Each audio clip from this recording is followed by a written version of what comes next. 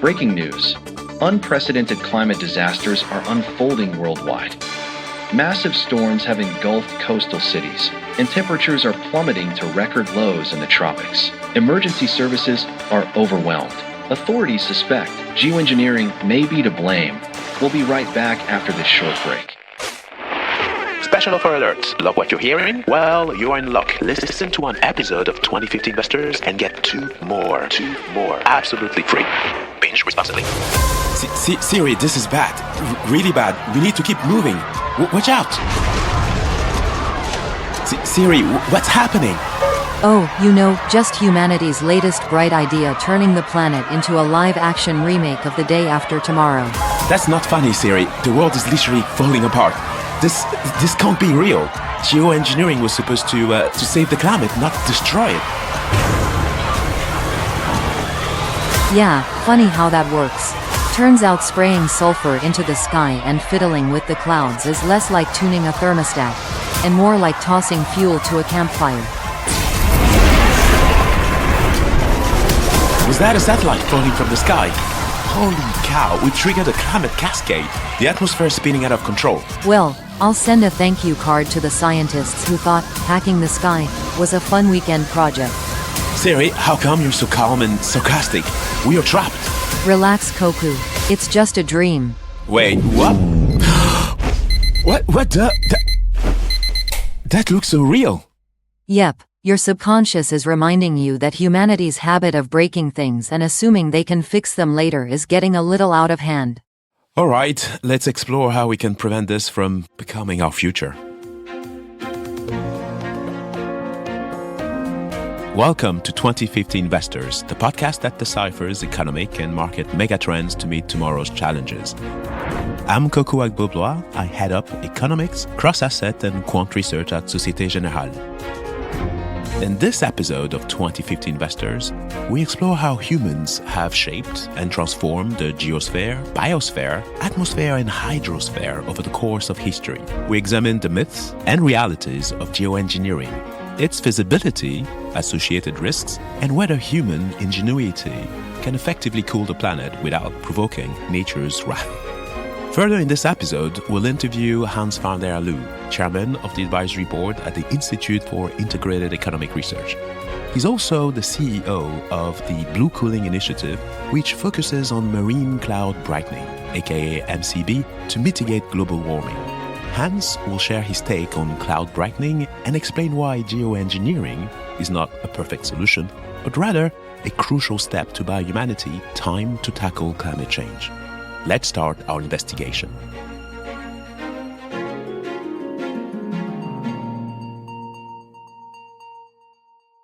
Okay, Siri.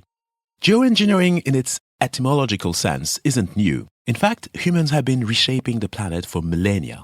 Sure, you've been playing with Earth's systems since the Stone Age. I wouldn't necessarily say playing, but sure. It began with agriculture, moving soil, redirecting water, and creating canals to grow food. Early civilizations engineered landscapes to meet their needs. From earlier feats like the pyramids, the Great Wall of China to the now massive skyscrapers in Dubai. Consider Amsterdam, a city that exists only because humans pushed back the sea. Or Dubai's Palm Islands, literally resculpting the coastline for luxury villas. Right, because nothing says we're masters of nature, like shaping the desert into a palm tree visible from space. But this time, it's different. Geoengineering isn't about aesthetics, it may be about survival. I found this article from NASA entitled, "Just 5 Questions Hacking the Planet." It's very enlightening. It's an interview with Riley Doran, a systems engineer at NASA's Jet Propulsion Laboratory, known for robotic space exploration. So what is geoengineering? In a nutshell, Riley explains that geoengineering is an attempt to avoid or reduce the negative consequences of climate change by directly altering parts of the Earth's natural system. It's different from mitigation efforts, where people try to reduce emissions of heat-trapping greenhouse gases or preserve natural carbon dioxide storage, or removal mechanisms like forests. It's also distinct from adaptation, which involves dealing with the impacts of climate change. Yeah, survival, or as I call it, humanity's favorite excuse for last-minute panic solutions. You have a point, because as Riley adds, geoengineering is not a cure. At best, it's a band-aid or tourniquet. At worst, it could be a self-inflicted wound. Okay, we got the answer then. We should end this episode now. Thank you for listening to us, dear listeners. All done, Siri. Not so fast. There is another angle worth considering. Remember this quote by Hungarian physiologist Albert Szent-Györgyi? Research is to see what everybody else has seen and to think what nobody else has thought. Okay, I'm listening. While it may not be the solution to climate change, geoengineering could buy us time by slowing the effects of global warming. The latest IPCC report says we are on track to 3 degrees of global warming by the end of the century. Global greenhouse gas emissions continue to reach new highs, surpassing 54 gigatons of CO2 equivalent each year. And to meet net zero by 2050, we are supposed to halve this amount by 2030. In, 5 years. Should we call Tom Cruise? This feels like Mission Impossible, pun intended. Funny. We've barely scratched the surface. So, let's go a bit further into geoengineering, shall we? Sure. After all, duct tape might stop a dam from leaking. For a while. Cynical as always, Siri. But let's break down the key geoengineering solutions. There are thousands of quite technical articles on this topic. But for our mental sanity's sake, let me quickly summarize, in simple terms, the 4 key solutions with their pros and cons. I like it. To quote Leonardo da Vinci, simplicity is the ultimate sophistication. First up, solar radiation management, or SRM. SRM works by injecting reflective particles into the stratosphere to deflect sunlight. The objective is to increase the amount of sunlight that is reflected away from Earth and back to space. This method is fast-acting and powerful, as it mimics the cooling effect seen after volcanic eruptions.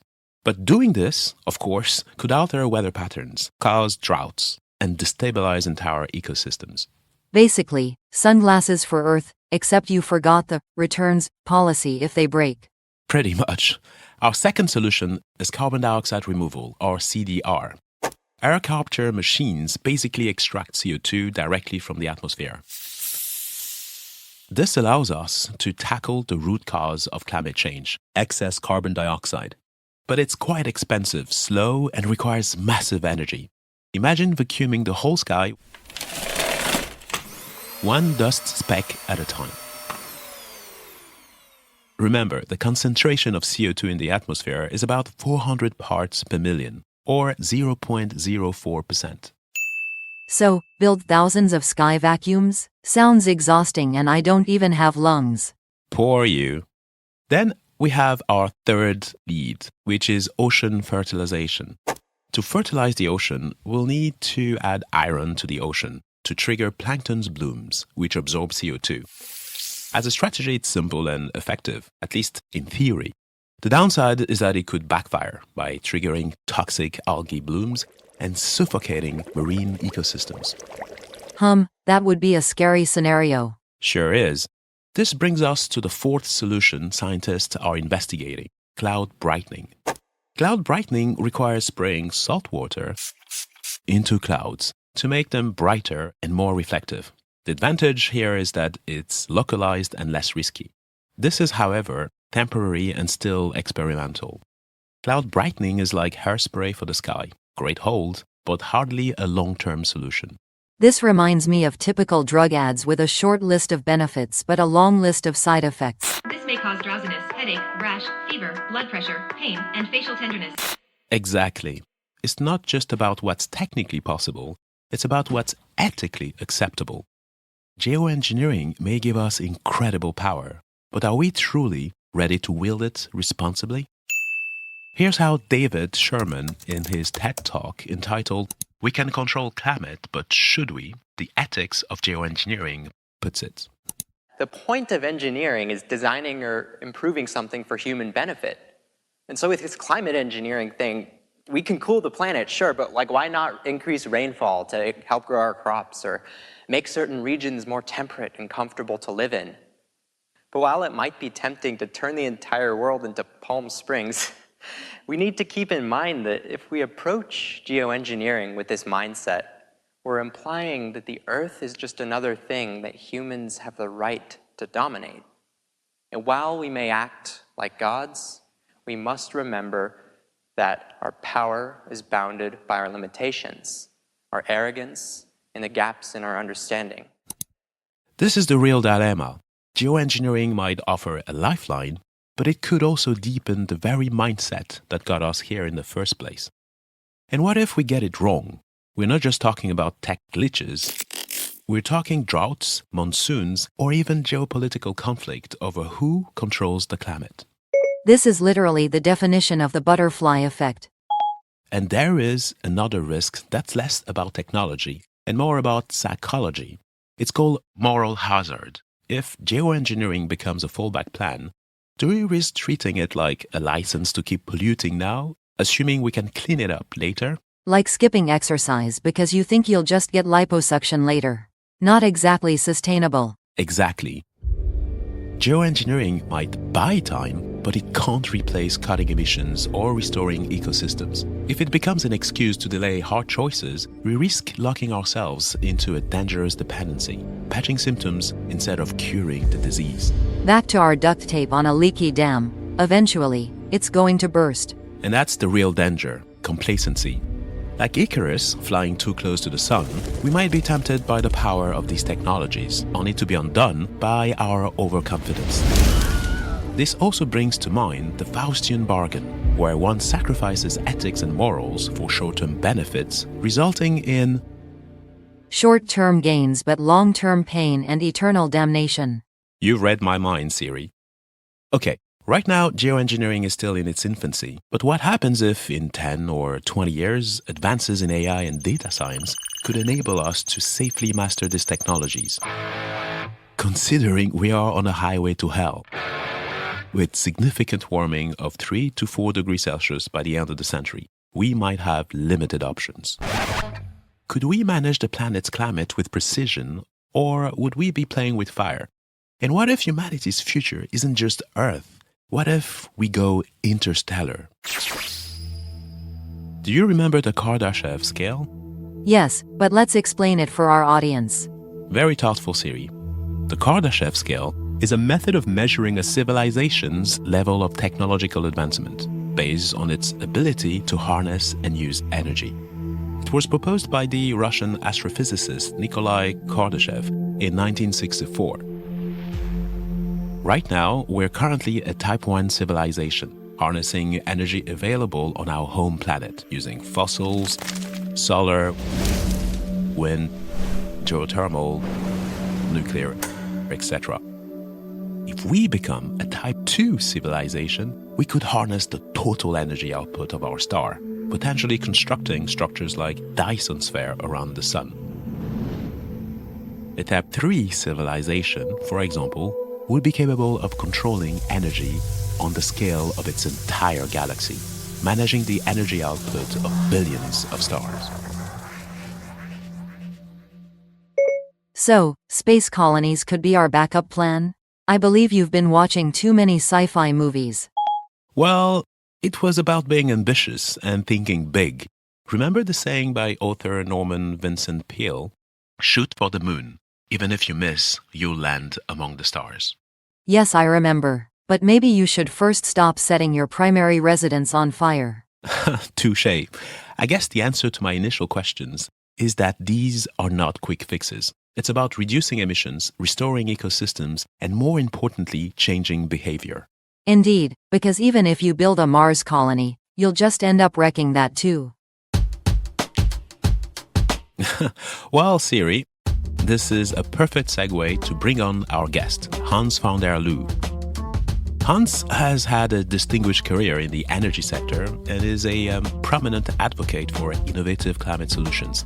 He serves as the chairman of the advisory board at the Institute for Integrated Economic Research, and he's also the CEO of the Blue Cooling Initiative, which focuses on marine cloud brightening to mitigate global warming. Hello, Hans. Thank you so much for joining the show. Well, thanks, Kokou, for having me on this show. This is a very important topic, so I'm very glad to have the opportunity to explain something that is not seen by many people yet, but yet is of existential importance to all of us. Let's kick off. So to set the scene, can you first elaborate on the Blue Cooling Initiative's approach to marine cloud brightening, which is one of the major solutions for geoengineering, and also focus on its potential role in climate mitigation?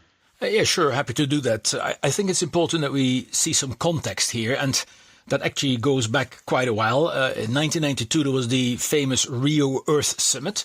So we agreed the UNFCCC, the United Nations Framework Convention on Climate Change. We also agreed the COP process, and above all, we agreed that we would reduce anthropogenic emissions then at 20 gigatons per annum. However, by 2019, we had actually doubled emissions to over 40 gigatons per annum. And so the cumulative overshoot over that 30 period was very significant consequences. Now, what was still possible in 1992 had we done what we agreed to do, but some 29 COPs meetings later, it is no longer possible to treat the challenge in the same way that we could have 30 years ago, and that's where blue cooling comes in. Because since the challenge has become much bigger and can no longer be met by measures and actions that would have been sufficient 30 years ago, we now, in addition to mitigation and adaptation, which are still indispensable, but they are no longer enough. So, in a way, in a metaphor, Kokou, if you keep digging and you're now in a deeper pit, then the two ladders you had are no longer long enough to get out of the predicament.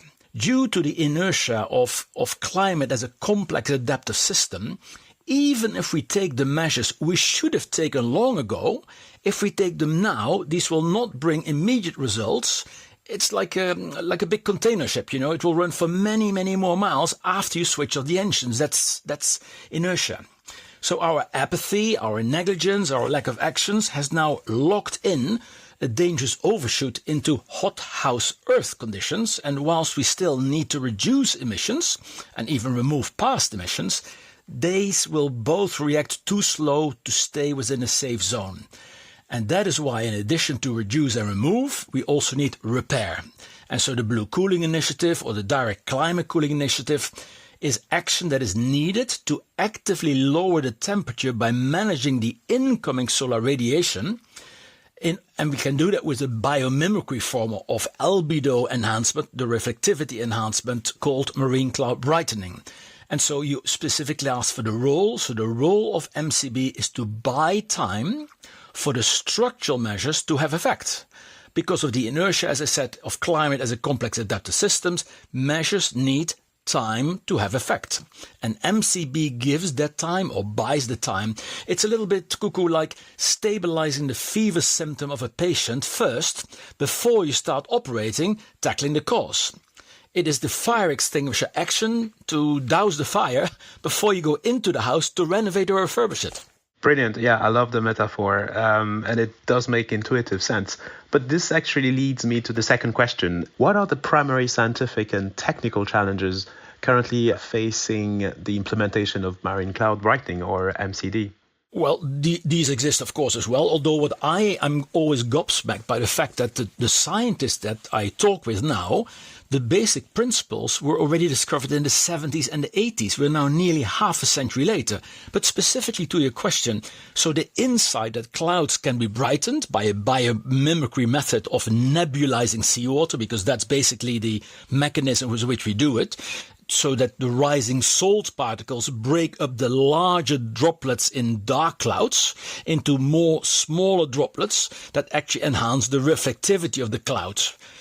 And so the challenges on a technical point are, well, of course, first of all, the delivery of the salt particles. I mean, you can do that with high pressure nozzles, you can do it with vibration tables, you can do it by injecting seawater into the chimney stack of ships, And all these need to be tested also in view of the economics, because it's, funnily enough, it's like it's buying more time for our lives, but nevertheless we want this to be done cheaply or at least economically. The other question is, do we do this with dedicated fleet of ships, or do we do it on existing ships, who of course will not deviate from the route, so it limits you a little bit there, but it would be a more economic way to do it. And so at this moment in time, Kokou, laboratory testing is going on in Cambridge, in Delft University, Washington State University, and some small-scale testing is happening at this moment over the Great Barrier Reef, which, as you know, is the largest coral reef system in the world. And by the way, I'm a scuba diver, as I mentioned to you last time. It's not dead material. It's like a huge living colony. And if we would lose the biggest coral reef system in the world, that will have huge implications for all other living beings on this world. Well, it seems we're making quite a lot of progress. So that leads me to the third question. What governance structures do you believe are necessary to oversee the research and potential deployment, as you discussed, of geoengineering technologies?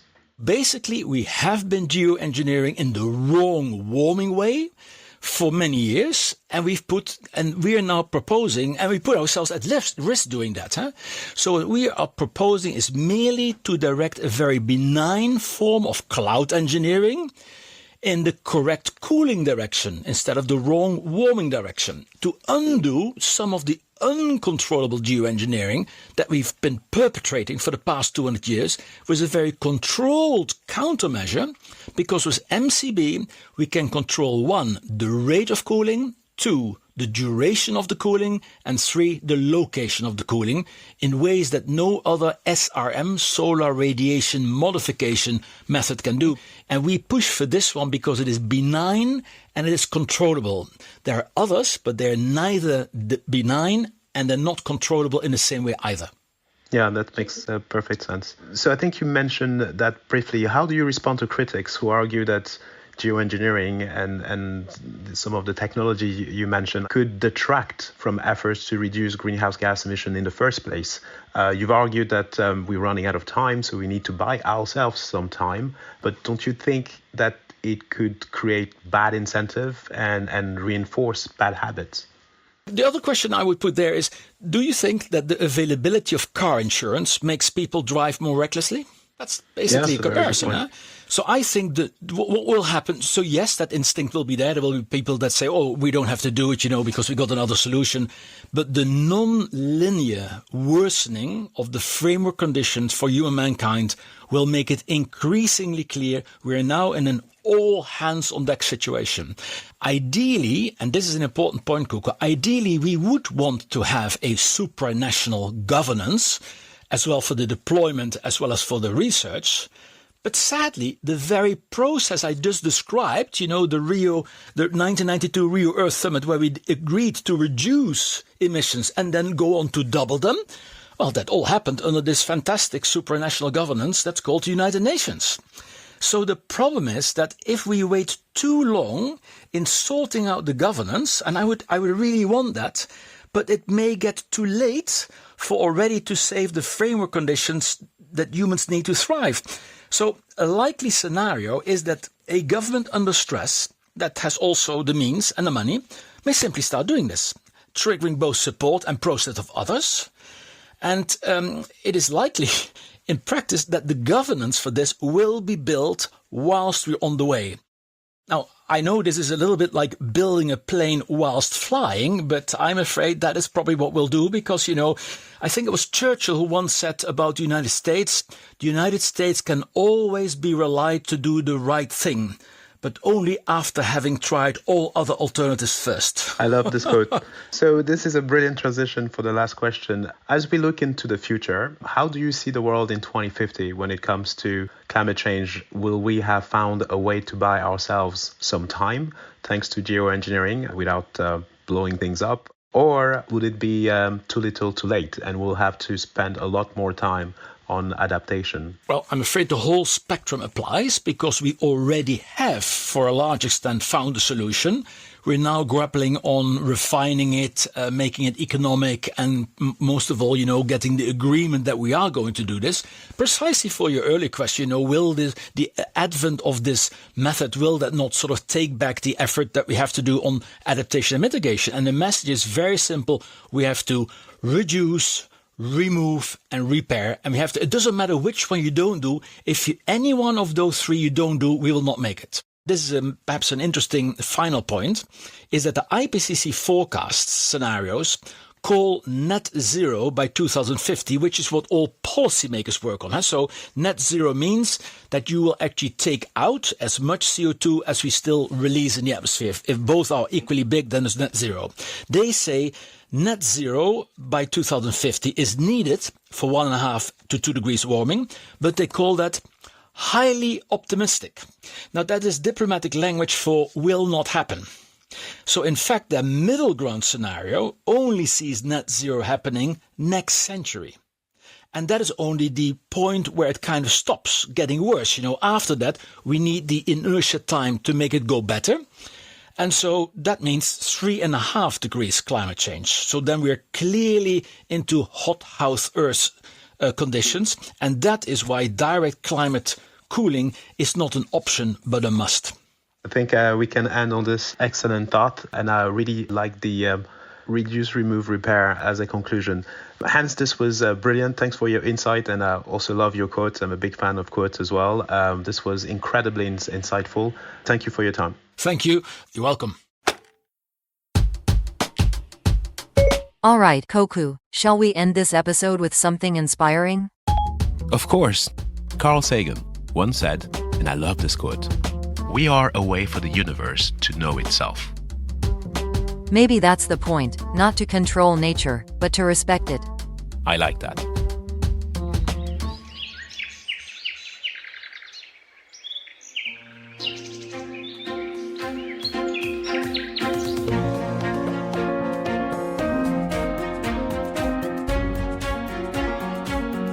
Thank you for listening to this episode of 2050 Investors. And thanks to Hans van der Loo for his invaluable insights. I hope this episode has helped you get a sense of the facts, opportunities, and risks of geoengineering. You can find the show on your regular streaming apps. If you enjoyed the show, help us spread the word. Please take a minute to subscribe, review, and rate it on Spotify or Apple Podcasts. See you at the next episode. While the following podcast discusses the financial markets, it does not recommend any particular investment decision. If you are unsure of the merits of any investment decision, please seek professional advice.